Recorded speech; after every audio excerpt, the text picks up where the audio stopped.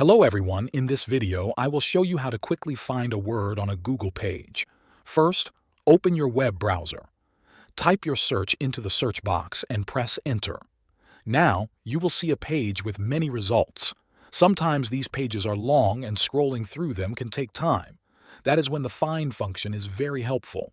On your keyboard, press the Control key and the letter F at the same time if you are using Windows. If you are on a Mac, press Command and the letter F.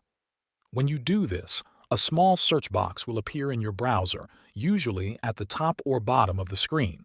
Type the word you want to find in that box. As soon as you type it, your browser will highlight all places where that word appears on the page. You can use the arrows in the search box to jump through each match one by one. This way, you do not have to read every single line. For example, if you searched for the best gaming PCs on Google and now want to see only pages that mention a specific graphics card like RTX 5090, just press Ctrl and F, type the word, and it will be highlighted everywhere it appears. This is the fastest way to spot the exact word you need on any Google page. Thanks for watching.